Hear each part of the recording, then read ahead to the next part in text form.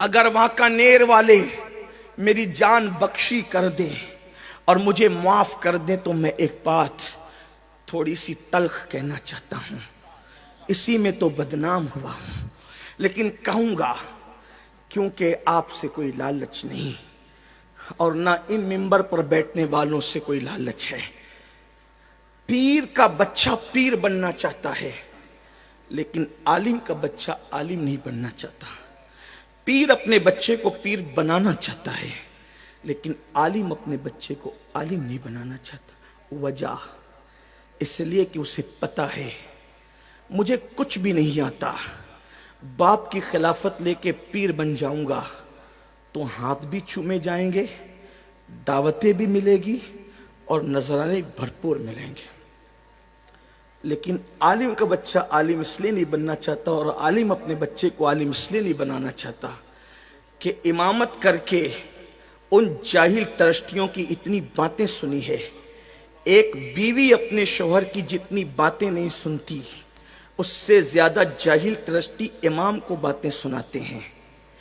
ایک بیوی اپنے شوہر سے جتنا نہیں ڈرتی اس سے زیادہ امام اپنے ترشٹیوں سے ڈرتا ہے، تو وہ سوچتا ہے کہ جب میں نے اتنا ظلم برداشت کیا تو میں اپنے بچوں کو اس ظلم کی آگ میں کیوں جھونکوں۔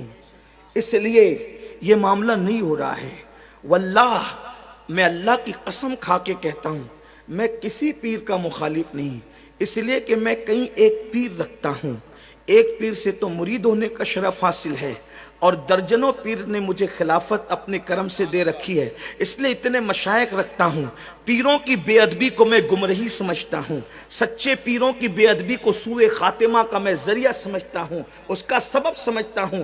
لیکن آپ سے پوچھتا ہوں اس کے قصوروار تم ہو، تم کہ تم نے ان جاہلوں کو جن کو کلمہ پڑھنا بھی نہیں آتا ان کے ہاتھ تو چومے، لیکن وہ علماء جو تمہاری بچے کے کان میں اذان سے لے کر تمہارے باپ کی نماز جنازہ تک پڑھاتے ہیں، تم ان کے ہاتھ نہیں چومتے، تم ان کو اوپر نہیں بٹھاتے، تم تو کہتے ہو یہ 2 کوڑی کا مولوی کیا جانے۔ لیکن جانتے ہو جس کو تم 2 کوڑی کا مولوی کہتے ہو اسی کو خدا اللہ والا کہتا ہے۔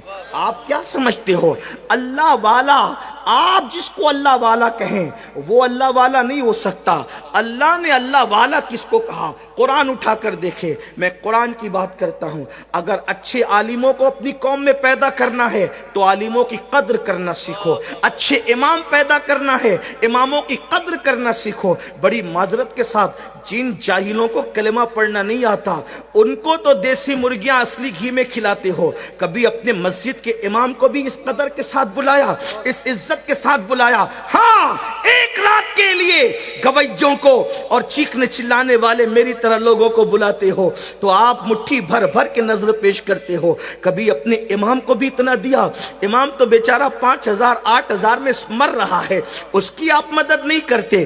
اگر ٹرسٹیان کے دل چھوٹے ہیں تو کیا مسلمان یہ طے نہیں کر سکتے کہ میں جمعہ پڑھنے جاؤں گا تو اپنے امام کے ہاتھ میں حسب حیثیت 100 روپیہ رکھ سکتا ہوں تو 100، 50 رکھ سکتا ہوں تو 50، 500 رکھ سکتا ہوں تو 500۔ اگر ہر مقتدی امام کے ہاتھ میں جمعہ میں رکھیں تو جتنا اس کو مسجد سے ملتا ہے اس کو 10 گنا زیادہ اپنے مقتدیوں سے ملے گا، اور جب وہ خوشحال رہے گا تو وہ بھی چاہے گا کہ میں اپنے بچے کو اچھا امام بناؤں گا، اپنے بچے کو اچھا عالم بناؤں گا۔ لیکن میرے عزیز آپ ایسا نہیں کرتے تو ہمارے پاس اب اچھے عالم ختم ہو رہے ہیں، اچھے عالموں کا فقدان ہو رہا ہے۔ لوگ نہیں پڑھنا چاہتے، ماں باپ پڑھانا بھی نہیں چاہتے، مگر یاد رکھو علماء کی اگر تم عزت نہیں کرتے، میں یہ نہیں کہہ رہا ہوں کہ پیروں کی نہ کرو، میری بات کا غلط مفہوم نہ لینا، واللہ میں اپنے مشائخ کے پیر تک چومتا ہوں اور میں سمجھتا ہوں کہ اللہ نفل عبادتیں مجھے وہ مرتبہ نہیں دلاتی